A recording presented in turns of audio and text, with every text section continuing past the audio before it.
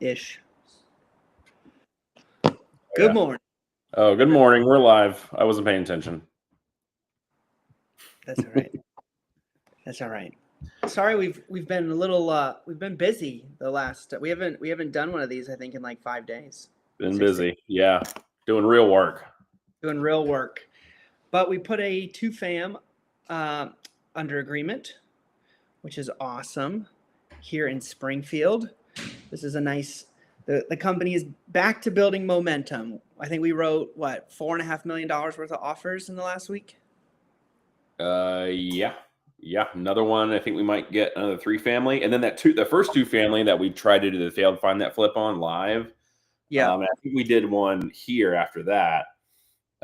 They texted last night and said that the submitted offer never submitted a deposit. So I think they're doing another highest and best. I don't know how much we can actually take on with that, with that leverage strategy on the original property. Yeah. But yeah, I mean, there's deals flying. Listen, whether it's gonna where it's famine to feast. Yeah. There, we were stale for a minute, and now we're not. Yep. Based on the condition, that one probably our highest and best. If we have this new one for 245, which I think is in much better condition, probably it's 220. It's this new one's very clean, nice neighborhood. The other one's a good neighborhood too. But yeah, I mean they'd be both great to pick up. That 3-family will have big upside too. Yeah. Yeah. And it's like, walking distance to our other stuff. Yeah, which is cool. But it's far enough in Springfield. It's a nice neighborhood, corner lot. But yeah, this one is a deal that we're able to finance. We have a partner that we own another piece of real estate with outright, and we were looking to refinance that. It was basically a BRRRR strategy, and that acquisition with her, which was 3-family, is now going to turn into 2, potentially 3, but definitely 2. Definitely 2 more projects that we get to do, and then we refinance those again, in 6 months, 12 months, and then we do it all over. That's right. Yeah, we're able to, instead of doing a cash out refi on the first property with no debt, because we're intending to use that cash to buy another one, the lender said, why don't I just finance the next one? Then I can get you better terms on leveraging the equity in your existing property that's free and clear. So we're able to buy, this first property is on free and clear, and now we're able to pick up 1 or 2 more with no cash out of pocket. So as long as we're getting good deals, then it's kind of it's a way to kind of build infinite real estate in a way. Totally, it's a cheat code. Yeah, it's a cheat code. You just have to press all the buttons, and those are sometimes easier said than done. Yep. As I'm trying to explain it, and I'm like, feels like, I mean, we've been doing this long enough where it feels so easy, or it feels like, I'm like, yeah, obviously that's what you do. But it I'm just very bad at removing what I already know from my perspective. I was literally, we were having this conversation 3 days ago. So for everybody, we've been working on this new pitch deck for our company, our private equity firm, to sell the story, let it talk, do a lot of talking for us, be educational. And Caleb, who was really the mastermind driving the creation of it, we're going through this wonderfully detailed slide on our strategy, and he's like, you guys do all this, you just don't write any of it down. And I was like, wow, it really sounds really quite complex. And he's like, well, you guys do all of that, it's just up there. I was like, Yeah. and it's true, man. It's true, because I still remember what it feels like to just want to get into real estate and have no idea. But I think I've forgotten some of the naivete I guess that sounds lame, of being, 9 years back. Yeah, yeah, or the ignorance of just like things that you don't know because I mean, after 47 transactions and whatever, it's $70 million worth of deals, and doing it, 25 hours a day, it eventually becomes second nature. But it takes 9.5 years and thousands of hours to get there, And if Yeah, you're in hour 10, you're like, oh yeah, it makes a lot of sense. Like, thanks for explaining that. 10 years in, you're an overnight success. That's That's what right. they. Well, shall we look at this two fam? Yeah, we'll walk you through how we underwrote this um, to get it under contract. Let's see. Let me pull up my side. All right. So this is a deal I actually found by accident. So we missed out on another two family, or well, I kind of mentioned that they're going back now for highest and best. So maybe we'll come back around. But we thought we were gonna pick up another two family in Springfield, and we lost out on it. And the agent texted me and said, "Well, we just put another listing up today. If you want to check it out." He gave me the information, so I went and pulled up MLS, and I just pulled up multifamilies in Springfield to find it quickly. And then this was the first one that I saw because it was the least expensive multifamily in Springfield. And I wasn't sure if it was the most beat up or if they were just pricing it really aggressively. It's also a two family, and two families are generally going to be less expensive than any other, just because less units. But I saw it, and then I saw that I actually knew the broker. I didn't know the agent, but I knew the owner of the brokerage through one of my mastermind groups. So I'm like, huh, maybe this is an opportunity too. So I texted him, and then we just chatted a little bit. It's like 8:45 in the evening, and I'm like, yeah, let's check this out and maybe put it in an offer. It certainly helps to have an existing relationship with the listing office. So Alex went and checked it out that Saturday morning, and we put in an offer, and there was a little bit of a call it a bidding war. We got it under agreement for a little bit higher than the list price, but by and large, the building was in pretty good condition. I mean, it needs some love, but it's currently, both units are currently occupied. So we know that there seemingly doesn't seem to be any like major issues. We're not having to gut out kitchens and bathrooms and totally replace plumbing stacks and totally replace electrical service. Like some of these large ticket items just needs a little bit of love, I'd say. A nice thing is both apartments were already planning on leaving, so we didn't even, we're getting this one delivered vacant, and that is it'll definitely make our job easier. For sure. And they were already leaving. For sure. So as you can see, it needs some exterior carpentry work, needs gutters. It's probably why there's so much water damage here. There's just no gutters and downspouts. You can see this one's disconnected. They make a huge difference when it comes to protecting the exterior of your property. So make some exterior repairs. And we've got the option to we could vinyl it like this one next door, which would be a little bit more expensive. But I think we'll probably just repair it, repair the broken pieces of siding like down here, put new gutters and downspouts on, clean it up, and then give it a good paint job. Maybe put some new exterior doors on there to get them bright and shiny. And we also have the option to flip this. That's kind of the good thing about two families and three families is you have the option to rent them, or they're also really highly desirable properties for owner occupants and first-time home buyers. So we could take the renovation a little bit further and build it to be something for sale. So it's we have a couple of different strategies, and as we start working on it, I think we'll refine exactly what we want to do. So flipping will be a larger kind of quicker profit. holding it and renting it. We'll put a little bit less into it, and build some cash flow and equity, and then obviously have the option to sell later on down the road. Yeah. Because, like, you know, as an example for these front doors, like if we're just going to hold this and rent this, if these doors are in good condition, you know, I'm looking at the pictures. Alex is actually the only one who's seen it. But if these doors are in good condition, we may just make sure they're in good condition, clean them, and paint them. But if we're going to flip it for sale, you know, it helps to have two nice new front doors on a property like Definitely. this.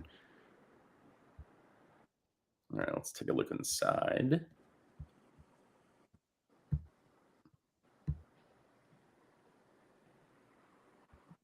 Needs a new railing. That's not going to fly. All right. So I think this is first floor. But my guess is there's hardwood under those carpets. Yep, there is. Nice hardwood. Yep.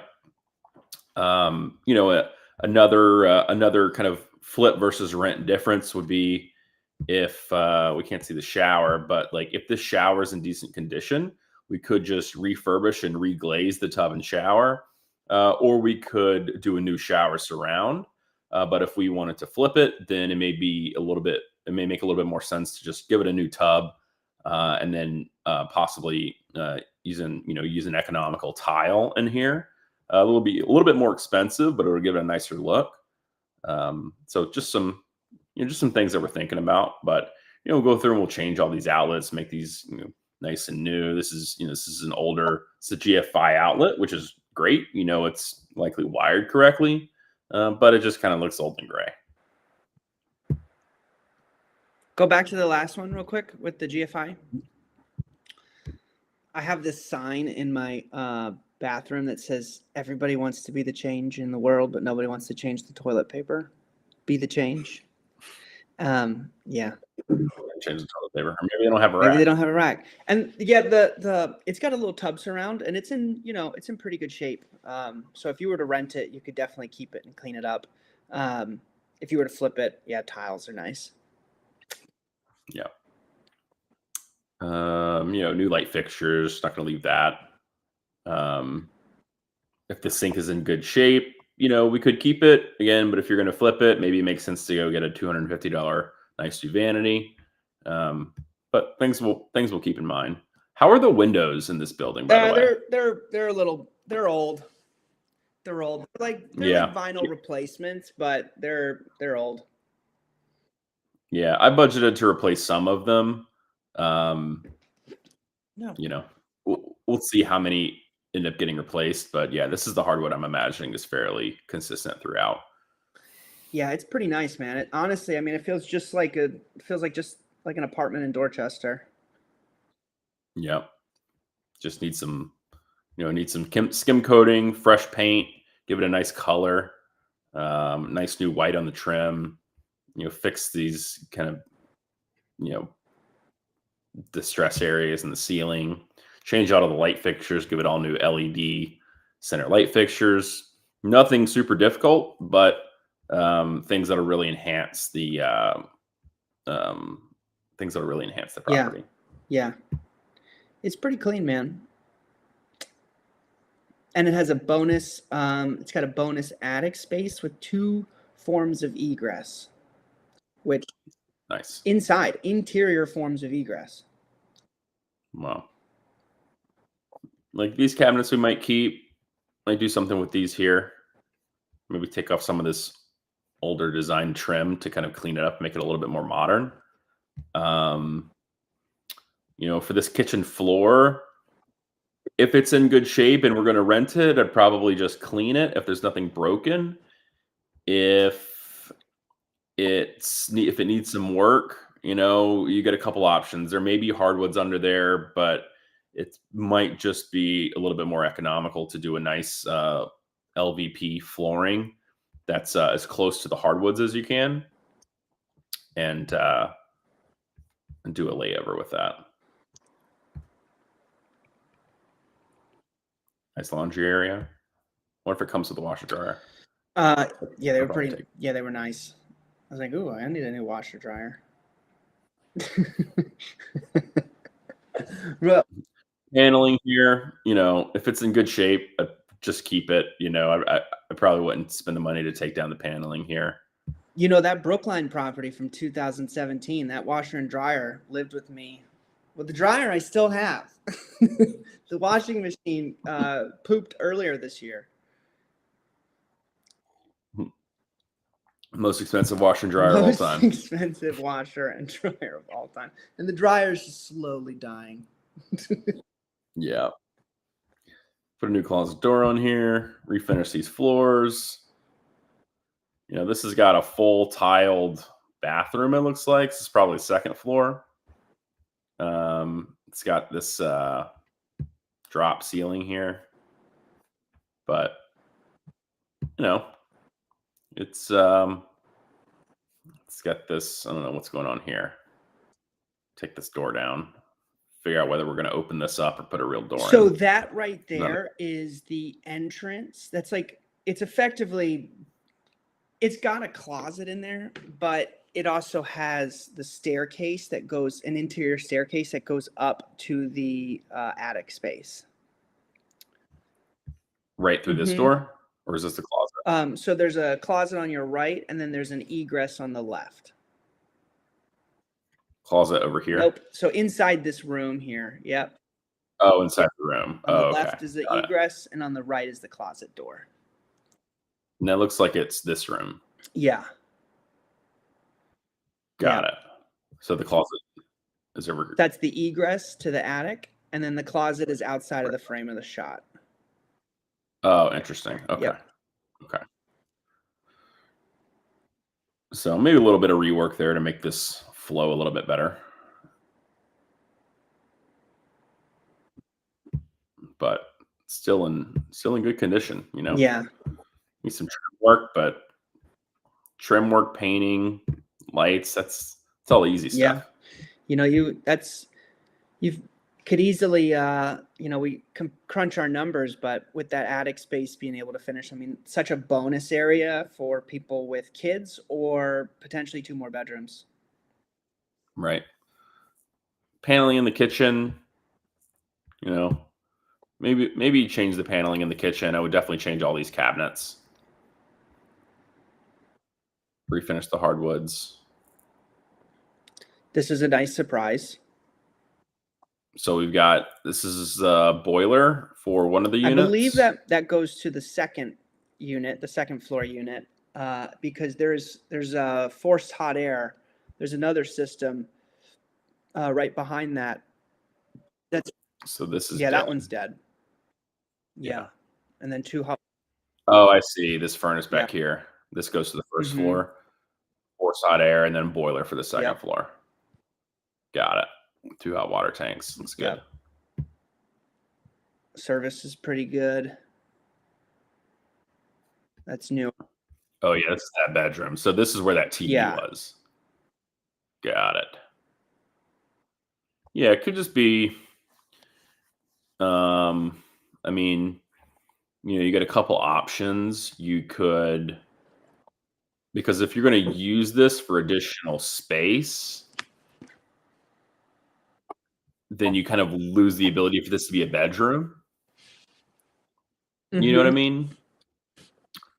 But you could just finish it and then call it like a bonus area. And then it's like kids bonus area, kids bedroom. You know what I mean? They have direct access to like their play area. Isn't it crazy that like this 2-family in Brockton, I think we sold it for like $460 effectively. Pretty similar. Keith. Keith Ave. Yeah, Keith Ave. Yeah, we had 2 bedrooms up there, but the access to the 3rd floor was off of the living room. I wonder how many years it'll take before the Springfield market is the 2-family market, and Springfield is trading like the Brockton market 6 years ago. Probably. I mean, this 2-family, I think if it's all, especially if we finish off this attic space, which was, I think I skipped the photo here. Oh yeah, there's the egress up to it. You finish this, you make this a play area. I think this is a $400,000 two-family. It's on a corner lot, which is also nice. Yep. Got parking. Probably, if we're going to flip it, I'd probably change the fence. Probably just remove it, to be honest. I wouldn't spend the money to install a new one.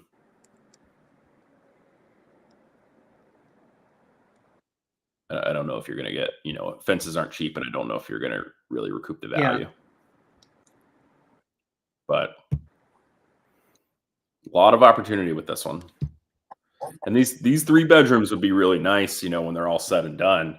It really is not going to take, probably only like 15 to 20,000 per unit is going to make these really nice. And these things are going to rent for 1,750 to 1,800 for each 3 bedroom. I mean, Section 8, we already know will approve, 1,700 to 1,750. And you probably can get a market rate tenant in there for a little bit of a premium with a really nice product. You could.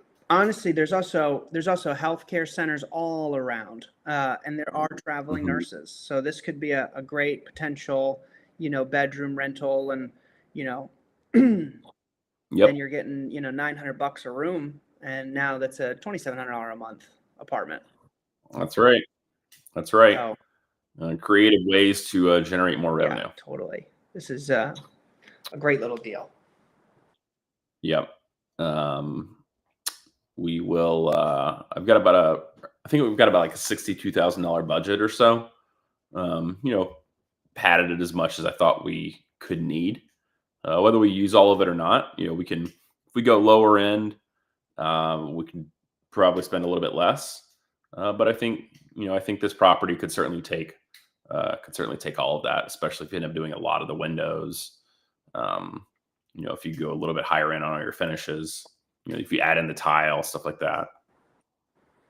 Totes my goats. But still puts us all in for,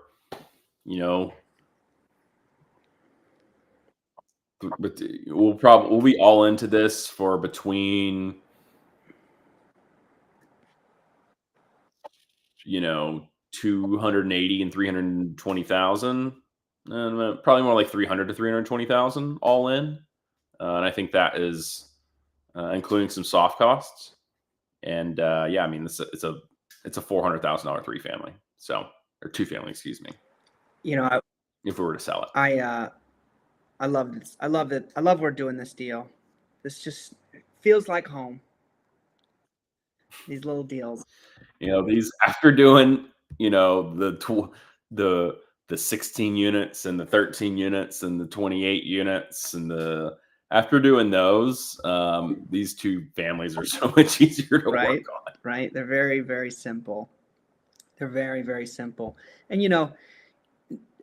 all of the markets in the housing world tend to rise together, but you do have a great bonus appreciation play here because Springfield is a growing real estate. I mean, everything is a growing real estate market, but Springfield is poised to have a really big boom cycle, I think, over the upcoming years.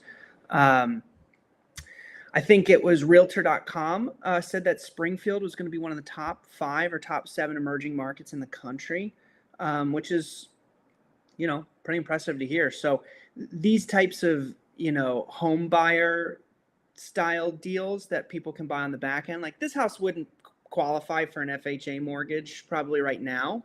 It needs some love in a couple areas, but when you can make it qualify for an FHA, now you get to kind of skim the top of the market price point buyers. So these types of buildings, as the market goes up, will have a great appreciation play. Not that we're buying, get out of here. Not that we're buying anything based on appreciation, but a 3-family in Brockton now, some of them are trading for $1 million, right? And then 8 years ago, they were $300,000. So buy it at the right number any time of the year. If you're going to be active in the market, it helps.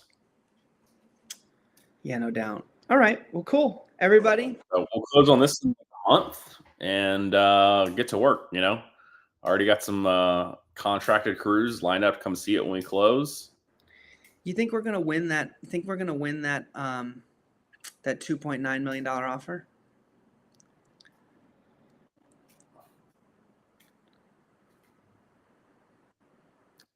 Coin flip. All right. 50-50. You know, maybe a little less odds than 50-50. I'm sure they got a number of think offers. so? I wouldn't be surprised. I mean, he had an appointment before us and an appointment Yeah. after us. Yeah. So you're And he's a good agent with a big reach. what movie is that from? Where he wants that girl or whatever, and he's like, "What's my chance that you'll go out with me?" And she's like, .00000 whatever, and he's like, "So you're saying there's a chance?" Is that Napoleon I Dynamite? don't know. I feel like Caleb knows. Yep, Dumb and Dumber. He just came. Oh yeah, Dumb and Dumber. Yeah. That makes sense. Napoleon Dynamite wasn't that far off. Dude, he literally answered me like that. I think Napoleon Dynamite might be the biggest ROI movie in history of Really? movies. I think the budget for that was like $400,000. Like $400. Yeah, I think it was like 400,000, and it grossed like multi-millions. Yeah. It's crazy when you think about what was that new Disney movie that just flopped so hard? You mean the past 10 Disney Yeah, movies? what's the newest one that just came out? Snow White. Thank you, Caleb, again.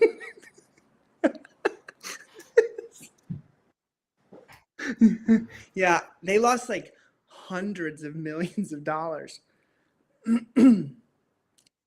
Yeah. I saw something recently that was like they were explaining why movies, like basically why so many movies now like kind of feel like they suck. And that from the like economical perspective of making movies, you used to be able to, you would start in theaters and you have theater revenue, and then you would, 3-6 months later, you would then have, VHS or DVD sale revenue. And now that so many movies are just going straight to these online streaming platforms, there is like, there's less, it sounded like basically there was less upside potential for these movies. So the producers are taking less risk. Yeah. I don't know. I mean, I think there's always a place for good art. But the way it was broken down, I think it was an actor, like a well-known actor. I forget who it was that was talking about it. It was like Matt Damon or something, because I think they were talking about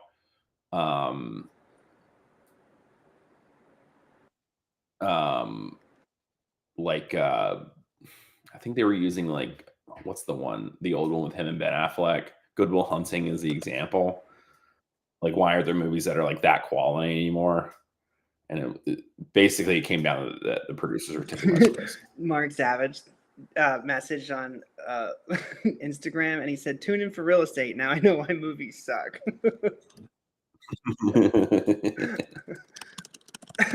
But I love that our most successful lives have had nothing to do with real estate. Yeah, which is hilarious. Shows you we're a niche. Yeah. Shows you we're a niche. All right, everybody, for all our niche friends and fans out there, we will see you hopefully tomorrow, mañana Friday. Have a wonderful day. Love to you all. God bless. Peace. Harrison, see you in the... Adios.